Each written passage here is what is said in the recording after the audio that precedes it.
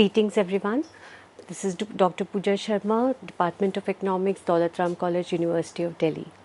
It is my immense pleasure and honor to present in front of you the book titled Living in Truth, the Gandhian Paradigm, published by Rupa Publications, authored by Ramin Jahan Biglo and Pooja Sharma, that is myself.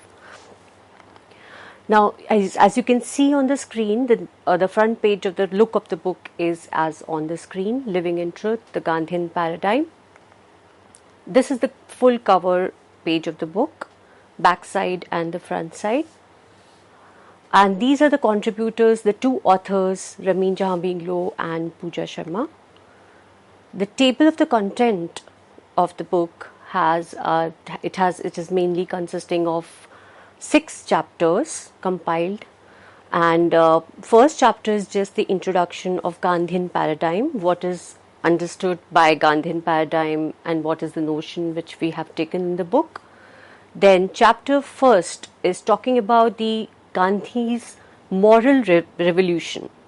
Second chapter goes on to saying Gandhi's political revolution. Third chapter is regarding the Gandhi's economic revolution. The fourth chapter is Gandhi's ecological revolution. And finally, the conclusion which says Thinking with Gandhi. Living in Truth, the Gandhian Paradigm. Mahatma Gandhi's relevance in India and as well as abroad in the whole world is greater than ever before.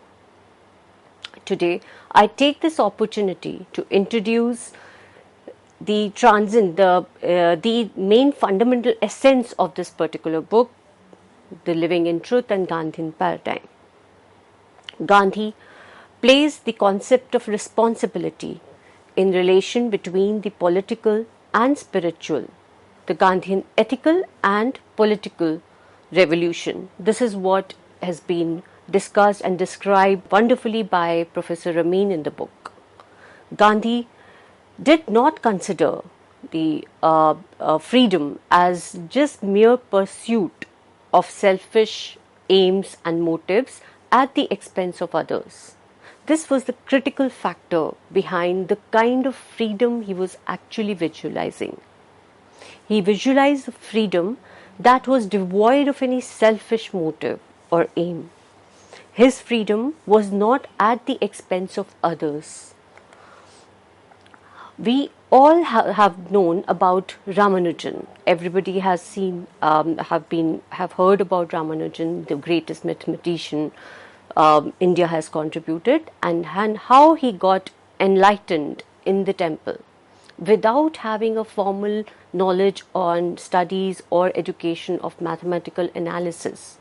But he contributed remarkably in the mathematical field of mathematical analysis, without having any knowledge or any formal education of mathematics. In the similar way, Mahatma Gandhi, without having any discipline knowledge or you can say any formal education related to economics as a discipline, identified some of the phenomenal pathways that can address the fundamental problems of economics, the problems of scarcity, and the gap between the limited resources and unlimited wants. We all know politics lacks moral leaders, and democracies worldwide, they have abandoned the empowerment of the weakest in the favor of socio-economic and political supremacy as well as hegemony of the strongest. So the weakest has been compromised ever since our civilization. However, Gandhi's view of democracy was precisely the opposite. He said the weakest should have the same opportunity as the strongest, and that can never happen without this instrument of non-violence. Non-violence is a tool, is a mechanism, is a media, is the method, it's a technique to achieve equality. Gandhian Paradigm. Now let us discuss what exactly the Gandhian Paradigm is talked about by the authors in this particular book. Gandhian paradigm is based on truthfulness and non-violence and establishing an important relationship between the social awareness and shared humanity.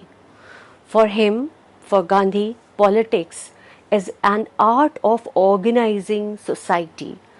It was a path of self-realization and achieving the autonomy of individual as well as for the community. Gandhi usually spoke of truth regarding self-experiment and self-experience rather than the universal cognition. He said, truth resides in every human heart and one has to look for it, and it has to be guided by the truth itself as one sees it. It depends on how one sees the truth himself. Gandhi considered the search for truth as an integral part of non-violence and as a vital component of relationship between the private to the public. Therefore, the Gandhian paradigm, what we are talking about in the book, is an effort to go beyond. And by going beyond, what is meant is para, of an everydayness. You go beyond of your day-to-day life. And to show, which is diknyani, that is a Greek word, which I'll soon explain, to show the relationship between the ideal and the real. There is a huge gap, usually what we idealize things and what we actually see things. So the gap between what is ideal and what is not, what is real, what is actually happening, that gap has to be integrated when you have to see the truth. It is in this manner of raising the ethical aspirations of citizens and the non-violent essence of the government. It is this particular aspect that needs a special attention. So Gandhi's relevance to our world, both ethical, political and economic and ecological, if you just divide them all the aspects and perspectives, these are 4 different dimensions which are coming up. So Gandhi's relevance is in all dimensions which we will be talking about in this book.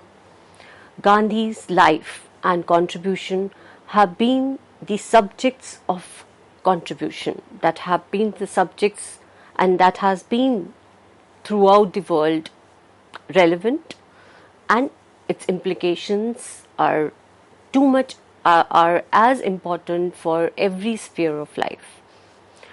So there have been a lot of contributions which have been made on Gandhi, subjects of various subjects and related to Gandhian thoughts. There have been books and essays written, but rarely his thoughts and actions have actually approached the analysis which is in terms of paradigm.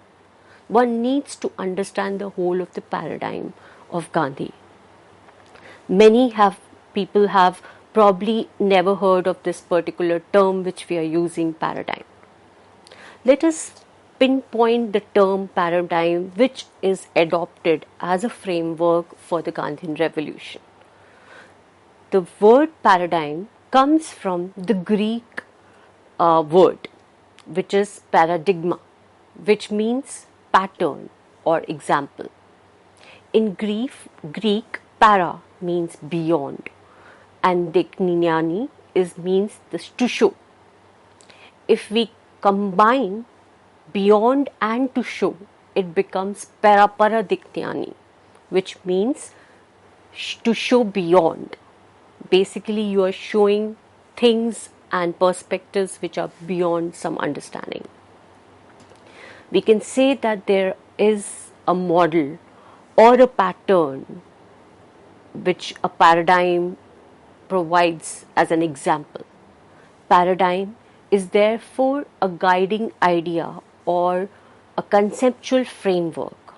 As such, we speak of Gandhian paradigm as we refer to exemplarity of thoughts and actions. So we can say that Mahatma Gandhi's thoughts and actions touched every aspect of human life, Indian as well as abroad. We're talking about ethical, political, economic, ecological life here. His leadership was paradigmatic, and because it was actually merging one kind of a life that was the Indian nation.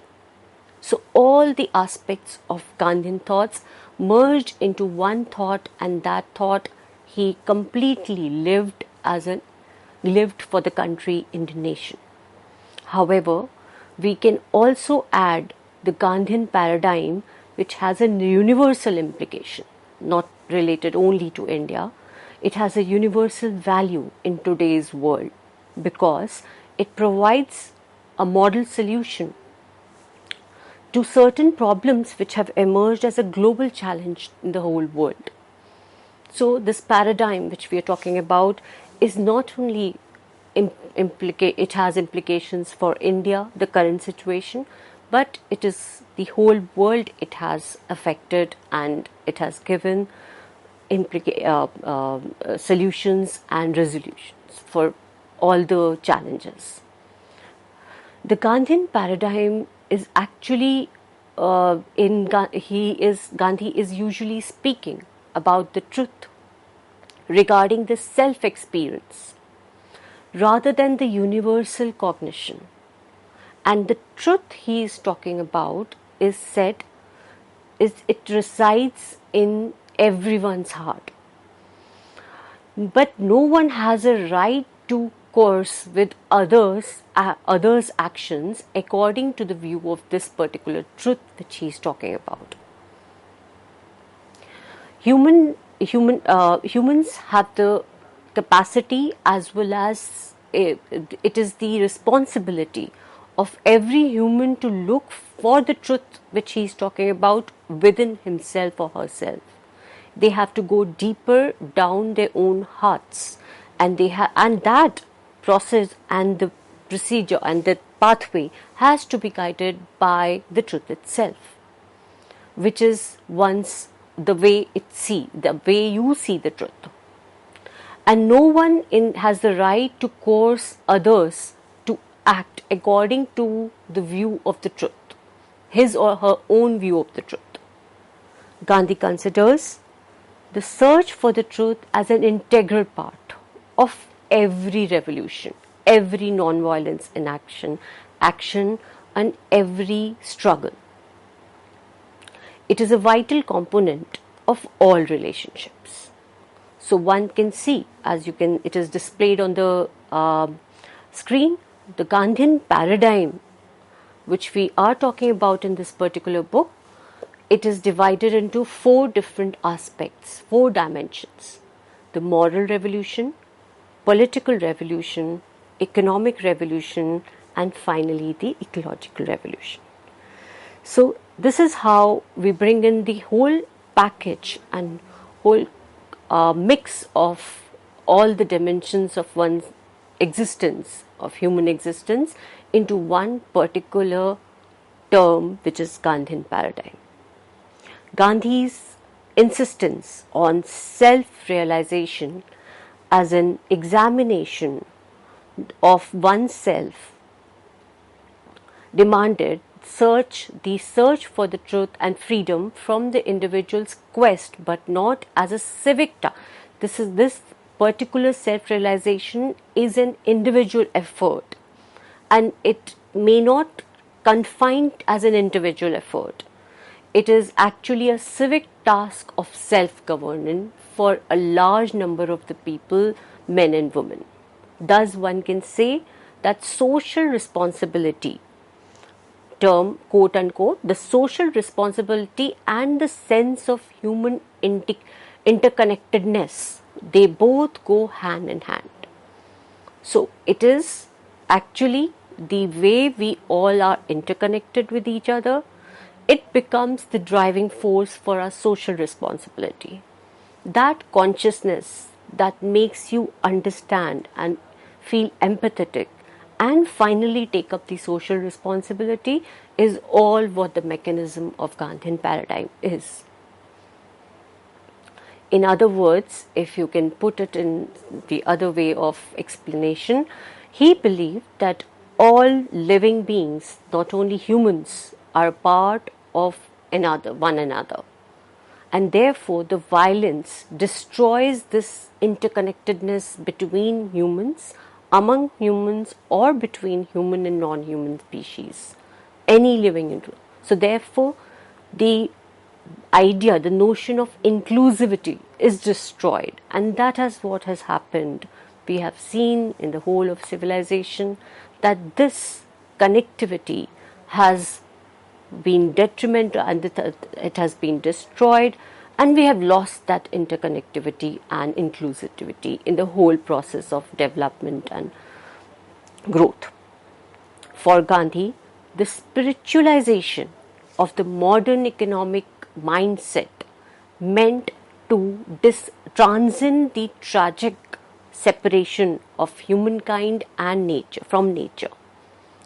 So this disconnect which has happened over the years of time between the human beings and humankind and nature, that impact of progress, development, civilization, whatever name you can put in, this disconnect and the gap which has happened, which has been created, he talks about spiritualization of the modern economic mindset to remove that transcend it to a level where all are one, and we talk about oneness of all. He questioned the moral irresponsibility of techno-capital civilization. So Gandhi questioned the techno-capital activities and the civilization methods. He also had this notion of modern project of conquest and domination of earth. That was the main motive of all civilizations and development processes. It leads to a moral danger to the natural biodiversity as well as indigenous cultures. So what went wrong was the notion of conquest and domination of earth that became immoral, and that led to the mortal danger of natural biodiversity, as well as it led to all kinds of distortions between the interconnectivity of human, non-human species, led to a lot of degradation in the biodiversity, degradation of the environment, as well as the identity of indigenous cultures were also destroyed in the process. So to maintain the dignity, the identity, and the existence of all the natural phenomena, that needs to be created once again. For then the truth which he again talked about is the Gandhian revolution, which we are trying to propose to the book. It is the Gandhian revolution that came as a political, not only political or moral, it came as a spiritual, ethical, economic, and as well as ecological.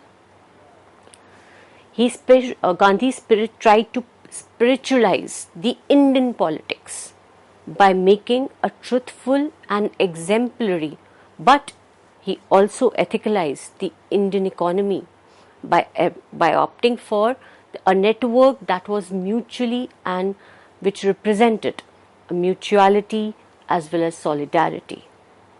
Mutuality and solidarity has been reflected in all his notions of economic and ecological ideologies and you can say philosophies, which we will talk about in the book and slowly in the next sessions. We will in detail, in depth discuss what notion of economic discipline or economics as well as ecology he proposed and what kind of a model or framework was there in the mind to actually achieve oneness of all. Gandhian ethical and political revolution was basically, in that revolution, he did not consider freedom as a mere pursuit of selfish aim, at the expense of others. Now, this is critical to understand. We are talking about freedom, and mostly we have seen around the world the term freedom is being highlighted, and it is the very well sought after word and issue all over the world. So the kind of freedom what he was talking about is not the freedom of selfish motive or pursuit of selfish interests. He was not looking at the freedom at the expense of others. Gandhi's insistence on self-realization as an examination of oneself demanded each search for freedom not as an individual quest, but as a civic task of self-government for a large number of men and women. So this statement, for the entire purpose of the book, the main message is that the kind of freedom which he has been talking about is for the civic task of self-government, not an individual quest. Even if it is an individual quest, it should not be at the cost of others or other. Thus, one can say that social responsibility and the sense of interconnectedness is what together as a complementary he is talking about. He believed that all living beings and not only humans are a part of one another. So for Gandhi, politics is a constant self-realization, self-reflection and self-reform within the individual themselves. It is a process of self-rule through which citizens are able to contribute betterment of the whole of the community. So it is the kind of politics he was talking about is the constant self-realization and self-reflection and self-reform within themselves. And therefore one can say about self-rule. So we will continue this lecture after a short break. Thank you so much.